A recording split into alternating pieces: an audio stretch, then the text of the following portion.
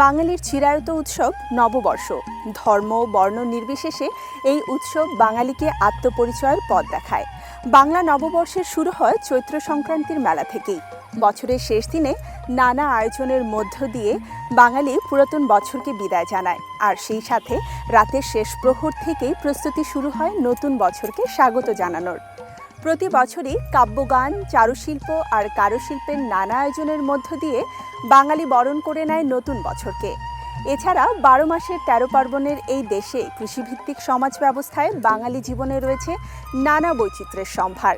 পোশাকে, বাসস্থানে, খাবারে, যানবাহনে এবং গৃহস্থালির নানা উপাদানের রয়েছে নিজস্ব বৈচিত্র্য।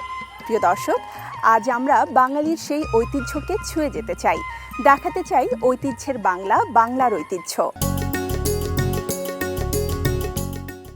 নববর্ষ শুধুমাত্র গ্রামীণ জীবনে নয়, নগর জীবনেও পালিত হচ্ছে।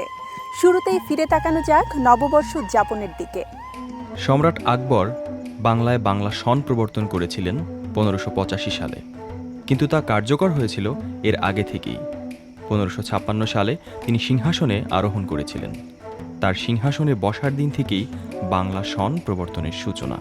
গত 450 বছরে বাংলা সন প্রবর্তনের পর কৃষি ও ঋতুর সঙ্গে যুক্ত অনেক অনুষ্ঠান এর সঙ্গে যুক্ত হয়ে যায়।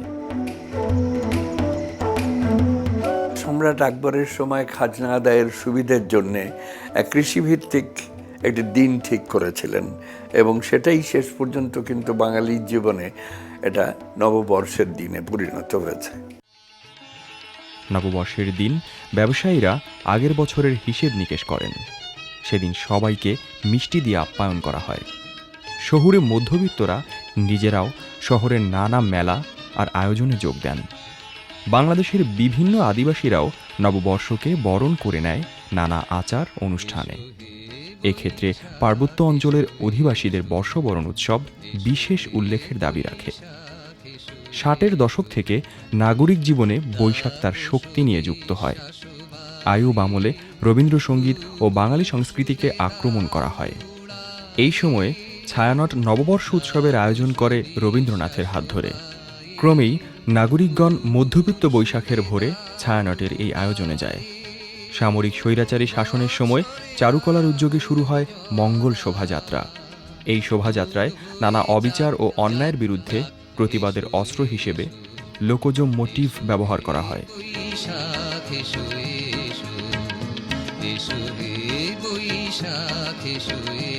বৈশাখী ভাতা সরকারিভাবে দেওয়ার ফলে অনেকে নতুন জামা কাপড়ও কিনছেন। ফলে বাঙালির নতুন বছর উদযাপন পেয়েছে নতুন মাত্রা। 1967 সাল থেকে সম্ভবত রমনার বটমূলে এই ছায়ানটের বর্ষবরণ অনুষ্ঠান শুরু হলো।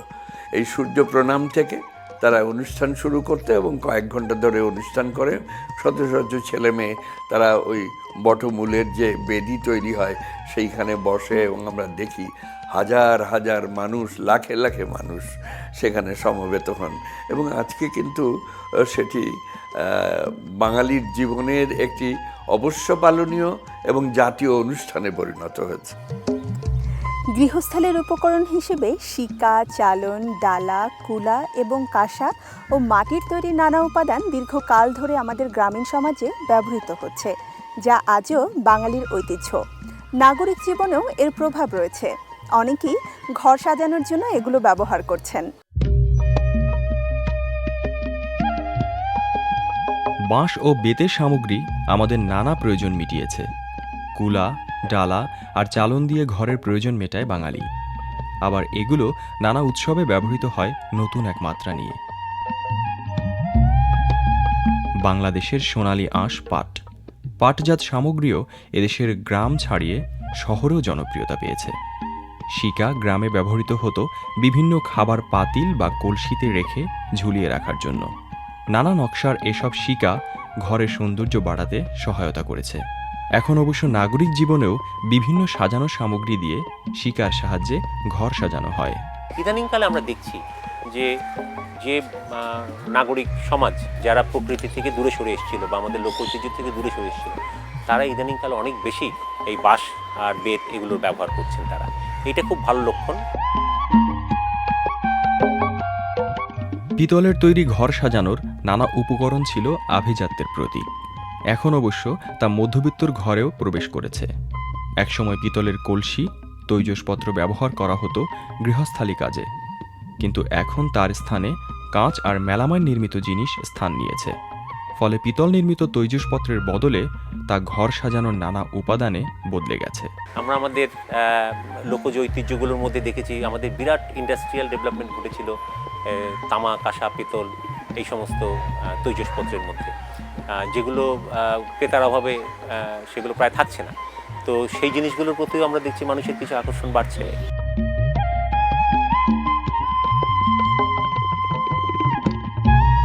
বাংলাদেশের মধ্যবিত্ত এবং নিম্নবিত্তের থালা বাসনের সবকিছুই তৈরি করা হতো মাটি দিয়ে।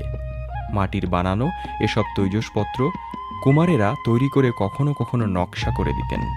এখনও বাঙালি পিঠা বানানোর ছাঁচ তৈরিতে মাটি নির্মিত নানা উপাদান ব্যবহার করে। অনেকে গৃহস্থালী প্রয়োজন মেটাতে মাটি নির্মিত নানা কিছু ব্যবহার করে। এখন অবশ্য মাটির তৈরি অনেক তৈজসপত্র গ্রামে নয়, নাগরিক অভিজাতদের বাড়িতেও ব্যবহার করা হয়। এসবের নকশায় এসেছে পরিবর্তন, পেয়েছে নান্দনিকতা। আমরা শহরের মানুষ, গ্রামের মানুষ সবাই কিন্তু কিছুদিন আগে পর্যন্ত মাটির প্রচুর তৈজসপত্র ব্যবহার করতাম, অসংখ্য। আমাদের গ্রীষ্মকালে আমি অন্তত 70 দশক পর্যন্ত দেখেছি যে মাটির হাঁড়িতে কী করে, কলসিতে কী করে পানি ঠান্ডা রাখা যায়, সেরকম একটা বিষয় ছিল। এখনও পর্যন্ত কিন্তু আমরা মাটির তৈজসপত্রের প্রচুর ব্যবহার দেখতে পাই। যেমন ধরুন, হালিম বিক্রি হয় যে পাত্রে, বা দই বিক্রি হয় যে পাত্রগুলোতে, এটা কিন্তু অসংখ্য।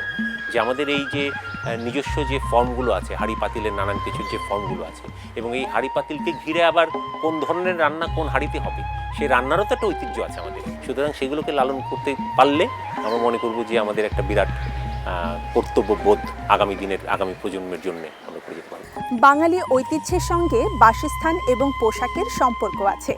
নানা উপাদানের আর বিচিত্র বর্ণের এই পোশাক বাংলা অঞ্চলের জীবন আচরণকে পরিচয় করিয়ে দেয়।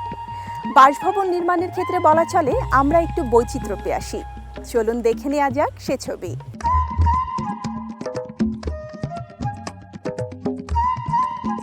বাংলাদেশে ঘরবাড়ি নির্মাণের ক্ষেত্রে প্রধানত ব্যবহার করা হয় বাঁশ, কাঠ, টিন এবং মাটি।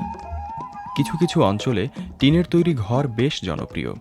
এ ধরনের বাড়ি নির্মাণের ক্ষেত্রে অনেকে একের অধিক তলা তৈরি করে বসবাস করেন। টিনের বাড়ি তৈরির ক্ষেত্রে অনেক সময় একচালা, দৌচালা, আবার চারচালাও করা হয়। আবার বাঁশ দিয়ে বেড়া তৈরি করে অনেকে বাড়ি নির্মাণ করেন। বাঁশ নির্মিত এই বেড়ায় নানা অলঙ্করণ করা হয়। উত্তরবঙ্গ সহ বাংলাদেশের বেশ কিছু জেলায় মাটি দিয়ে বাড়ি তৈরি করা হয়। এসব বাড়ির দেয়ালে নানা আলপনায় এগুলোকে সৌন্দর্যমণ্ডিত করা হয়। বাংলাদেশের গ্রামগুলোতে নাগরিক সংস্কৃতির ছোঁয়া লেগেছে। অনেকেই এখন পাকা ভবন তৈরিতে মনোযোগী হয়েছেন। তাদের বানানো ভবনসমূহ বদলে দিচ্ছে চারপাশ। আমাদের কুড়ে ঘর, মাটির বাড়ি, আবার কাঠের বাড়িও দেখা যেত। উপরে কাঠ, পরে অনেক পরে টিন এসে যোগ হয়েছে, টিনের বাড়িও হয়েছে। এখানেও হচ্ছে নগর সভ্যতা, যত নগরায়ন হয়েছে তত বিলুপ্ত হয়েছে মাটির বাড়ি, কাঠের বাড়ি বিলুপ্ত হয়ে সে জায়গায় হয়তো ইট দখল করেছে। তবে আমাদের বাংলাদেশকে আমি একটা বড় গ্রামই বলি, মানে ভালো অর্থে, যে প্রচুর গ্রামে এখনও সেই মাটির বাড়ি এবং ঠান্ডা হাওয়া মাটির বাড়িতে, কাঠের বাড়ি এখনও দেখা যায়। তো এগুলো তো বিলুপ্ত হবার না, আমার তো এগুলো একেবারেই মজ্জায় আছে।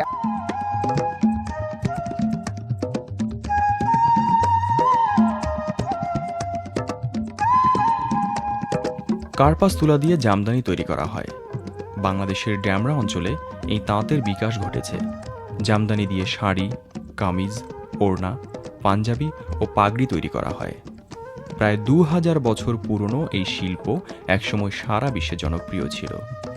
ইংরেজ শাসন আমলে শিল্প বিপ্লবের পর এই শিল্প ক্ষয়প্রাপ্ত হতে থাকে। বাংলাদেশ স্বাধীন হবার পর জামদানি আবার হারানো জনপ্রিয়তা ফিরে পাচ্ছে।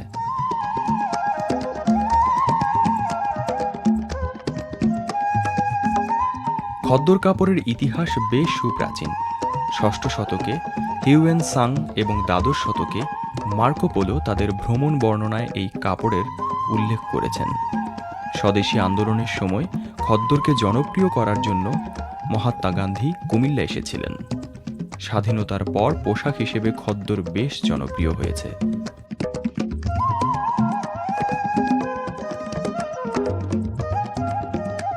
এছাড়াও টাঙ্গাইল, পাবনা ও সিরাজগঞ্জ অঞ্চলে তাঁতের তৈরি পোশাক তৈরি হচ্ছে। এসব অঞ্চলে শাড়ি, লুঙ্গি এবং গামছা বানানো হয়।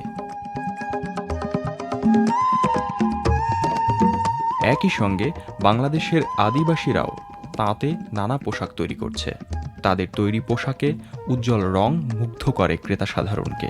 আমাদের বাঙালির একেবারে নারীর শাড়ি, যেটা জামদানি এবং মসলিন, দুটোই কিন্তু কটন সুতা থেকে। যেই ঐতিহ্যটা আমরা মসলিন আমরা পারিনি, কিন্তু জামদানির ঐতিহ্য কিন্তু আমরা বহন করে চলেছি। মসলিন আমাদের একেবারেই বিলুপ্ত হয়ে গেছে বলি আমরা, কিন্তু যাইনি এখনো। আমাদের এই তো কিছুদিন আগে মসলিনের ওপর একটা এক্সিবিশন হয়ে গেল এবং তৎপরতা চলছে মসলিনকে আবার কিভাবে উজ্জীবিত করা যায়। খাল, বিল, হাওর ও নদী অধ্যুষিত এই অঞ্চলে নৌকা ছিল আমাদের প্রধান বাহন। সঙ্গে ছিল গরুর গাড়ি আর পালকি। কৃষি ও মৎস্য নির্ভর বাঙালির আছে কাঁচি ও লাঙল, আছে জাল সহ মাছ ধরার নানা যন্ত্র। এসবের ধরন এবং গড়নেও রয়েছে নিজস্বতা।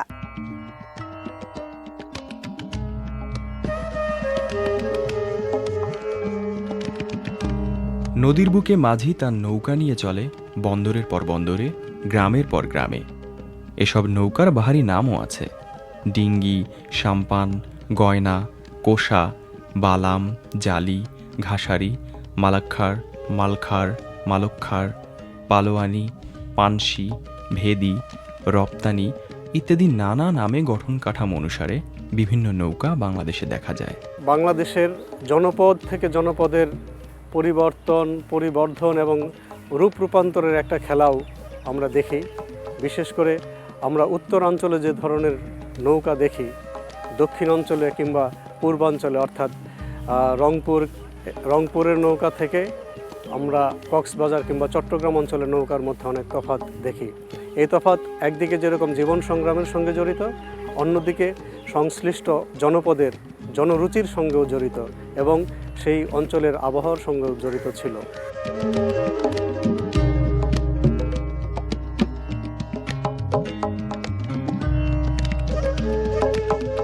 পালকি একসময় জনপ্রিয় বাহন হলেও বর্তমানে বিলুপ্ত প্রায়। একই কথা বলা চলে গরুর গাড়ি এবং ঘোড়ার গাড়ির বেলায়। তবে এখনও কোনো কোনো অঞ্চলে ধান পরিবহনের জন্য গরুর গাড়ি এবং ঘোড়া ব্যবহার করা হয়। আমরা ঘোড়ার গাড়ি দেখেছি, গরুর গাড়ি দেখেছি, মোষের গাড়ি দেখেছি। মানব চালিত আরেকটি উল্লেখযোগ্য যানবাহন ছিল, সেটি হচ্ছে পালকি। এই পালকিরও আবার বিভিন্ন রূপভেদ ছিল এবং অঞ্চল থেকে অঞ্চলে এটার নাম এবং আকার, আয়তন এবং প্রকৃতিগতভাবেও ভিন্নতর ছিল। বাঙালির জীবনের সঙ্গে যে সমস্ত যানবাহনগুলো জড়িত ছিল সেগুলো আমাদেরকে এখনও দোলায়িত করে। আমাদের মনে হলে আমাদের ইতিহাস, আমাদের ঐতিহ্য আমাদের চোখের সামনে ভেসে ওঠে এবং আমাদের সেই সঙ্গে আমাদের অগ্রগতিটুকুও আমরা চিহ্নিত করতে পারি যে আমরা কোথায় ছিলাম, কোথায় এসেছি। ফসল উৎপাদনের প্রয়োজনে বাংলাদেশে একসময় লাঙল ব্যবহার করা হলেও এখন যন্ত্রের সাহায্যে জমি চাষ করা হয়। ফলে আদি লাঙল বিলুপ্ত প্রায়। কদাচিৎ চোখে পড়ে কাঠ আর লোহা নির্মিত লাঙল। লাঙল দিয়ে মাঠ চাষের দৃশ্য দেখেছি। আজকে সেই দৃশ্য খুব প্রত্যন্ত অঞ্চলে না গেলে হয়তো দেখাই সম্ভব নয়। কলের লাঙল দিয়ে চাষ হচ্ছে, কলের লাঙল দিয়ে নিড়ানো হচ্ছে এবং ফসল মারানো হচ্ছে কলের সাহায্যে। সুতরাং জীবনে গতি এসেছে, আবার ঐতিহ্য বিলুপ্ত হয়েছে। বাংলাদেশে মাছ ধরার জন্য জেলেরা নানা ধরনের জাল ব্যবহার করে থাকেন।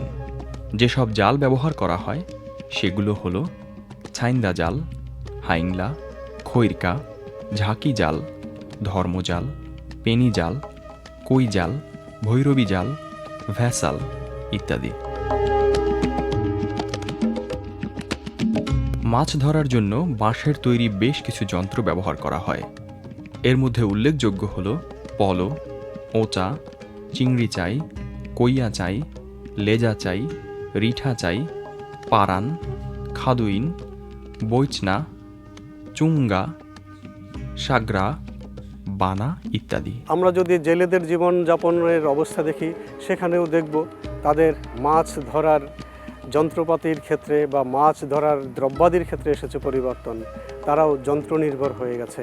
তাই আজকের এই নববর্ষের প্রাক্কালে হয়তো কিছুটা স্মৃতিকাতরতা অথবা বেদনা বিদুরতা আমাদের গ্রাস করে, যে আমরা বাঙালি, কিন্তু বাংলা জিনিস থেকে আমরা অনেক অনেক দূরে সরে যাচ্ছি।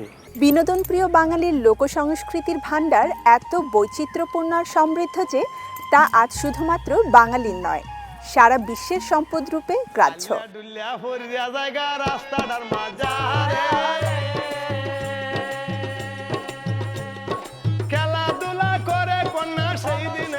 বাঙালির দীর্ঘ ঐতিহ্য রয়েছে পালা গানের।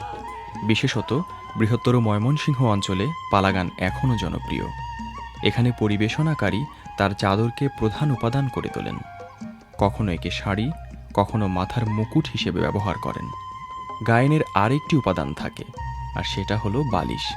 এই বালিশকে ঘোড়া, শিশু, লেখার খাতা, তরবারি ইত্যাদি হিসেবে ব্যবহার করেন গায়েন। সারা রাত ধরে একসময় পালা গান পরিবেশিত হতো। এখন অবশ্য এর প্রচলন কমে গেছে।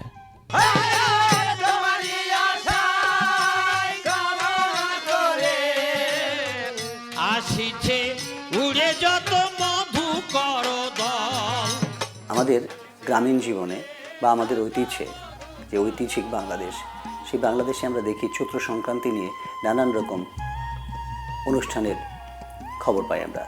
যেমন চড়কের কথা জানি আমরা, বৈশাখে আমরা খেজুর সন্ন্যাসীর কথা জানি। আমরা এখানে জানি যে শিবকে কেন্দ্র করে নানান রকম আয়োজন আছে আমাদের দেশে। আমাদের দেশে শিবকে কেন্দ্র করে নীলের গান আছে, শিবের নীল গান যেটাকে বলে, শিবের গাজন আছে। এবং এই যে শিবের গাজন, সেই গাজনের মধ্য দিয়ে দেখা যায় যে এক বাড়ি থেকে আরেক বাড়িতে গিয়ে গায়েনরা গান করে। এবং এই যে গান করে, গানের মধ্য দিয়ে একটি জিনিস প্রকাশ পায়, সেটা হচ্ছে যে শিব একেবারেই একজন অনার্য দেবতা আমরা যদি বলি, এবং শিব আমাদের কৃষিরও প্রতীক। যার জন্যে শিবের যতগুলো আমরা অনুষ্ঠান দেখেছি, সেখানে শিবকে সাজানো হয় একেবারেই একজন আমাদের বাংলাদেশের বা বাঙালির কৃষকের আদলে সাজানো হয়। আমরা যদি আমাদের গম্ভীরার দিকে তাকাই, সেই গম্ভীরাও কিন্তু শিবকে কেন্দ্র করেই হয়েছে। আদ্যের গম্ভীরা যেটা ছিল, এখন যে গম্ভীরা হয় যেটা, সেই গম্ভীরাটা এটার সাম্প্রতিক বিষয়গুলো নিয়ে এসেছে। কিন্তু আদ্যের গম্ভীরা যেটা ছিল, এটার বলা যেতে পারে প্রায় বুদ্ধ যুগের আগে, এটা বলা যেতে পারে 2500 বছর আগে। একসময় প্রতি গ্রামে হালখাতা, বিয়ের অনুষ্ঠান, পূজা পার্বণে কবিগানের প্রচলন ছিল। হাজার হাজার মানুষ প্রাণ ভরে কবিগান শুনত। কবিয়াল বা সরকারের ছিল অসাধারণ কবিত্ব শক্তি। দুই সরকারের মধ্যে যখন চলত কবির লড়াই, প্রশ্নোত্তরের পালায়, তখন মানুষ তন্ময় হয়ে যেত।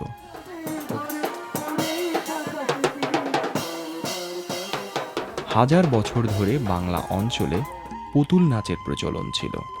হিন্দু মুসলিম উভয় ধর্মের লোকই পুতুল নাচের সঙ্গে যুক্ত আছেন। বাংলাদেশের ব্রাহ্মণবাড়িয়া অঞ্চল পুতুল নাচের জন্য এখন বিখ্যাত। বাংলাদেশের গ্রামে এখনও এ নাটক দেখার সুযোগ হলেও শহরে তা দেখাই যায় না।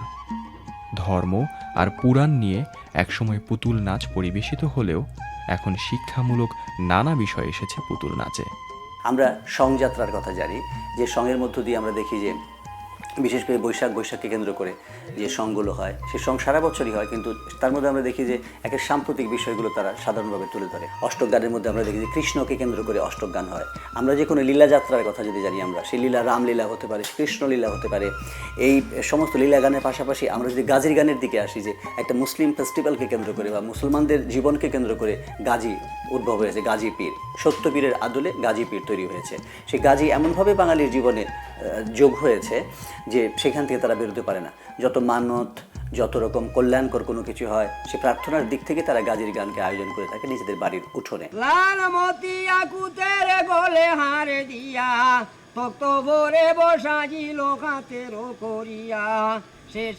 বাংলাদেশে একসময় পুঁথির ব্যাপক প্রচলন থাকলেও এখন তা ক্ষীয়মান।